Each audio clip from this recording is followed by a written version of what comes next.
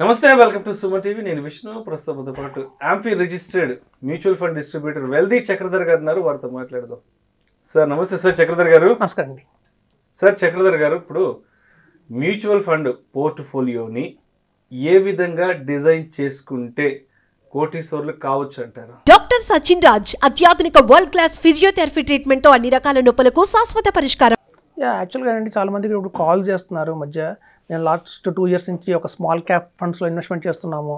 ఒక quant small cap కావచ్చు, ఇంకోటి ఏదైనా స్మాల్ క్యాప్ తీసుకొని 10,000 రూపీస్ పర్ మంత్ ఇన్వెస్ట్మెంట్ చేస్తున్నాము. ఇప్పుడు మాకు వస్తున్న న్యూస్ ఏంటంటే స్మాల్ క్యాప్ ఆల్రెడీ చాలా పీక్లోకి వెళ్ళిపోయింది.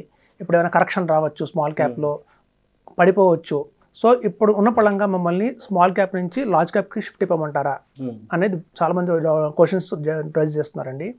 యాక్చువల్గా ఏంటంటే ఒక్కొక్క ఇయర్లో మనం ఈ 20 years ఆఫ్ ఎక్స్పీరియన్స్ మనం చూసింది ఏంటంటే ఒక 2 సంవత్సరాలు స్మాల్ క్యాప్ బాగుంటే ఒక 2 సంవత్సరాలు లార్జ్ క్యాప్ బాగుంటుంది, ఇంకో 2 సంవత్సరాలు యావరేజ్గా మిడ్ క్యాప్స్ పనిచేస్తాయి. సో ఇట్లా మనకి ఒక్కొక్క టూ ఇయర్స్కి ట్రెండ్ మారిపోతున్నప్పుడు మనం ఏం చేయాలంటే ఫస్ట్ ఆఫ్ ఆల్ తీసుకుంటున్నప్పుడే మ్యూచువల్ ఫండ్స్లో ఎవరైతే మొదలు పెడుతున్నారో ఆ మొదలు పెట్టే టైంలోనే మొత్తం స్మాల్ క్యాప్ మొత్తం లార్జ్ క్యాప్ అలా కాకుండా స్టార్టింగ్లోనే మనం కనుక డైవర్సిఫై చేసుకుంటే, ఇప్పుడు చూడండి ఉదాహరణకి 10,000 రూపీస్ ఎస్ఐపి వేస్తాం అనుకుంటున్న వాళ్ళు 2,000 కింద డివైడ్ చేస్తే 5 టైప్ ఆఫ్ ఫండ్స్లో మనకి ఇట్లాంటి ప్రాబ్లం రాదు. రేపు పొద్దున స్మాల్ క్యాప్ బాగున్నా కూడా పోర్ట్ఫోలియో బాగుంటుంది, మిడ్ క్యాప్ బాగున్నా పోర్ట్ఫోలియో బాగుంటుంది. చాలా మంది ఏం చేస్తారంటే రిటర్న్స్ చేజ్ చేస్తారు. అంటే ఏవైతే స్కీమ్స్ 30% ఇస్తున్నాయో సిజిఆర్ వాటిలో ఇన్వెస్ట్మెంట్ చేద్దాం అనేసి అన్న రిటర్న్స్ వైజ్ చేజ్ చేసినప్పుడు ఏమవుతుందంటేనండి ఇలాంటి ఇష్యూస్ అన్నీ వస్తాయి. ఎందుకంటే 2 years 30% రిటర్న్ ఇచ్చిన తర్వాత నెక్స్ట్ 2 years -30% -20% ఇస్తే దెబ్బ పడుతుంది. సో కాబట్టి ఏంటంటే ముందు నుంచే పోర్ట్ఫోలియో మొత్తాన్ని మనం చూసుకోవాలి. మనం మొత్తం పోర్ట్ఫోలియో 15% అబోవ్ రిటర్న్ ఇస్తే చాలు అని కనుక ఎవరైతే సంతృప్తిగా ఉంటారో వాళ్ళకైతే కోట్లు సంపాదిస్తారండి. మేము చూస్తున్న ఈ 20 సంవత్సరాలలో మనకి ఎప్పుడంటే టూ అగ్రెసివ్గా ఉండకూడదు, అలా అని మనం కన్సర్వేటివ్గా కూడా ఉండకూడదు. మీడియంగా ఇప్పుడు చూడండి 15 to 18% మనం చెప్తూనే ఉన్నాం. 15 into 15 = 1 crore వస్తుంది రిటర్న్ అని చెప్పి. సో మనం 15% రిటర్న్ ఇచ్చినా కూడా మనం కోటీశ్వర్లు అవ్వచ్చు. సో మనం ఎందుకు 30% వెనకాల పరిగెత్తాలి అనేది చాలా మంది అడ్వైజర్స్ చెప్పి సలహా అన్నమాట. సో మనం ఇప్పుడు చూడండి ఉగాది పచ్చడిలో 6 రుచులు ఉంటాయి అంటారు, 6 రుచులు ఉంటాయి అంటారు. సో అట్లా మనకి ఏంటంటే మనం మ్యూచువల్ ఫండ్స్లో కూడా ఒక లార్జ్ క్యాప్, ఒక మిడ్ క్యాప్, ఒక స్మాల్ క్యాప్, ఒక కాంట్రా ఫండ్ అనేది కూడా చాలా మంచి కాన్సెప్ట్ అండి. చాలా మంది దీనికి గురించి అవేర్నెస్ లేదు. కాంట్రా ఫండ్స్ ఎస్బీఐ వాళ్ళది కానీ లేకపోతే ఇన్వెస్ట్మెంట్ వాళ్ళు చాలా బాగుంటాయి. సో కాంట్రా ఫండ్ కూడా కంపల్సరీ పెట్టుకోవాలి మన పోర్ట్ఫోలియోలో. సో అలాగే large cap, mid cap, small cap, Contra fund, ఒక ఫ్లెక్సీ క్యాప్ కానీ మల్టీ క్యాప్ కానీ ఇట్లా 5 కనుక తీసుకొని మనం కనుక పోర్ట్ఫోలియో మొదటి నుంచి డిజైన్ చేసుకుంటే అంటే పెట్టే 10,000 కావచ్చు, 20,000 కావచ్చు, 50,000 కావచ్చు, ఇట్లా 5 స్ప్రెడ్ చేస్తే కనుక పోర్ట్ఫోలియో అనేది చాలా బ్రహ్మాండంగా ఉంటుంది. రిటర్న్స్ కూడా ఎట్లాంటి కాలంలో అయినా సరే, అంటే ఇవాళ మిడ్ క్యాప్ బాగున్నా కూడా మన పోర్ట్ఫోలియో మిడ్ క్యాప్ ఉంది కాబట్టి సరిపోతుంది. సో ఈ టైంలో మార్కెట్లో చాలా స్మాల్ క్యాప్ మంచి భూమి వచ్చింది, మన పోర్ట్ఫోలియో స్మాల్ క్యాప్ ఉంది కాబట్టి అది చూసుకుంటుంది. సో అట్లా మన ఎట్లాంటి కాలంలో కూడా మన పోర్ట్ఫోలియో అంతా బాగుండాలి అంటే మాత్రం కంపల్సరీగా ఇట్లా 5 డైవర్సిఫై చేయాలండి. అయితే మరి ఉగాదిలో పచ్చళ్ళలో 6 ఉంటాయి రుచులు, మనం 5 చెప్పాం. మరి ఇంకోటి ఏంటి అంటే ఓవర్ నైట్ ఫండ్. మనం ఎప్పుడు చెప్తూనే ఉంటాం ఎమర్జెన్సీ ఫండ్ కంపల్సరీగా పెట్టుకోవాలి. సాల్ట్ లాంటిది అది. సో మనం ఎంత ఎస్ఐపి వేసుకుంటున్న ఈక్విటీలో కూడా ఒక్క డెట్ ఫండ్లో కూడా మనం కొంచెం అమౌంట్ వేస్తే కనుక ప్రతి నెల వేస్తే కనుక రేపొద్దున ఏదన్నా సడన్గా మార్కెట్ పడింది, మనకి ఎమర్జెన్సీలో డబ్బులు కావాలి అన్నప్పుడు ఈ ఈక్విటీలోంచి తీసుకోకుండా మనం డెట్ ఫండ్ నుంచి తీసుకోవడానికి అవకాశం ఉంటుంది. కాబట్టి ఒక ఎస్ఐపి మాత్రం ఒక డెట్ ఫండ్లో కూడా కంటిన్యూ చేయొచ్చు. చాలామంది ఏమనుకుంటారంటే లంసంగానే వేయాలి డెట్ ఫండ్లో, ఒక లంసంగా 5 లక్షలు ఉన్నాయి అప్పుడు డెట్ ఫండ్లో వేసుకుందాం అనుకుంటారు తప్ప ఎస్ఐపి కాన్సెప్ట్ డెట్ ఫండ్లో వేద్దామని ఆలోచన ఎవరికి రాదు, సహజంగా రాదు. ఎందుకంటే మార్కెట్లో వాలిటాలిటీ ఉంటుంది కాబట్టి మనం కొంటున్నాం కదా, అన్ని టైంలో కొంటున్నాం కాబట్టి యావరేజ్ అయిపోతుందని కాన్సెప్ట్ ఉంటుంది. కానీ ఎమర్జెన్సీ ఫండ్ అనేది మనం అసలు రిటర్న్స్ గురించి ఆలోచించకూడదండి. సపరేట్గా ఒక ఫండ్ అనేది మనం బిల్డ్ చేసుకోవాలి. ఎట్లాంటి ఎమర్జెన్సీ అంటే రేపు జాబ్ లాస్ రావచ్చు, అన్నెసరీ మెడికల్ ఎక్స్పెన్సెస్ అయ్యి ఉండొచ్చు ఒక టైంలో.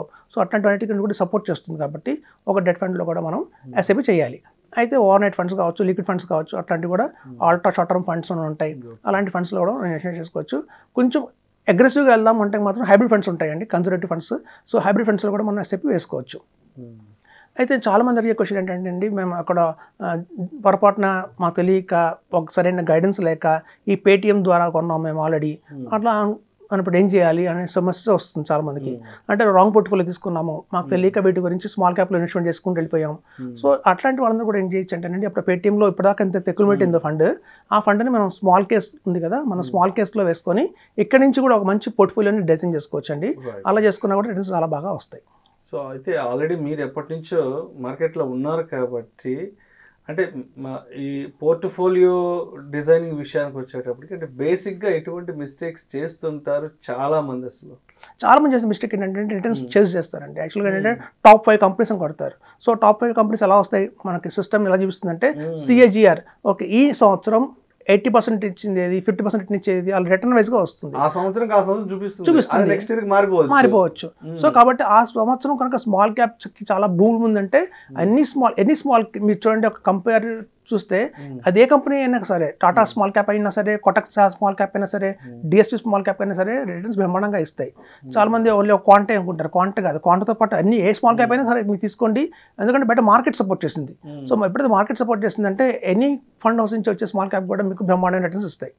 ఎప్పుడైతే కరెక్షన్ జరుగుతుందో అంటే ఒక టైంలో భూమి వస్తుంది, PE అంటారు, ఒక PE ఎప్పటికైనా వెళ్ళిపోతుందో బియాండ్ ద లిమిట్ మళ్ళీ కరెక్షన్ బిగిన్ అవుతుంది ఆ స్మాల్ క్యాప్లో. సో పర్టికులర్గా ఆ స్మాల్ క్యాప్ కేటగిరీ పడిపోతూ వస్తుంది. వాళ్ళు ఎప్పుడైతే పడిందో అన్ని ఫండ్ హౌసెస్లోంచి స్మాల్ క్యాప్స్ పడిపోతాయి. సో దాన్ని బట్టి మనం చెప్తున్నాం అంటే flexi cap, mid cap, multi cap ఇట్లా అన్ని మన పోర్ట్ఫోలియోలో ఉంటే కనుక మనకి ఆల్ టైమ్ సపోర్ట్గా ఉంటుంది పోర్ట్ఫోలియో. 15% రిటర్న్ కంటే ఎక్కువ వచ్చిందంటే చాలు, that is a good portfolio చెప్పొచ్చు. సో మనం తప్పకుండా మేము కొట్టిసోలు చేసే పోర్ట్ఫోలియో అదే అయి ఉంటుంది. రైట్.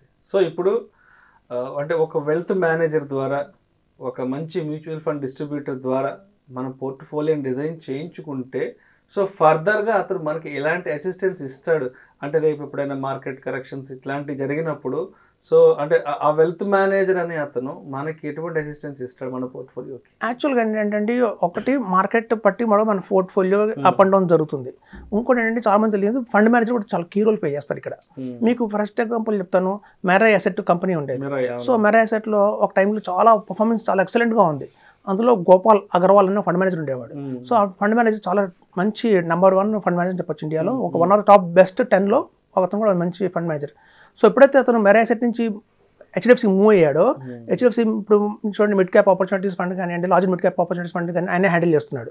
సో ఎప్పుడైతే అలా మూవ్ అయ్యాడో ఈ మెరా అసెట్ తగ్గిపోయినాయి రిటర్న్స్ కొంచెం, ఇవి పెరిగినాయి, HDFC పెరిగిపోయింది. సో ఇట్లాంటివి లేమనికి తెలియదు.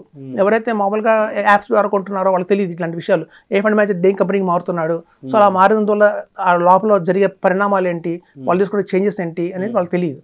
సో మనం ఏం చేస్తుంటామంటే అట్లాంటివి తెలుసుకొని సో ఆ ఫండ్ హౌస్ నుంచి వేరే ఫండ్ హౌస్ మారుస్తూ ఉంటాం. Right. Thank you so much Chakradhar గారు. థ్యాంక్స్. కొత్తగా మ్యూచువల్ ఫండ్ ఇన్వెస్ట్మెంట్స్ చేసేవాళ్ళు పోర్ట్ఫోలియో విషయంలో ఎటువంటి జాగ్రత్తలు తీసుకోవాలి, ఏ విధంగా మ్యూచువల్ ఫండ్ పోర్ట్ఫోలియోని డిజైన్ చేసుకుంటే మనం కోటీశ్వర్లు అవ్వచ్చు అనే అంశం గురించి చాలా చక్కగా మీ విశ్లేషణ తెలియజేశారు. Thank you so much sir. Thanks అండి.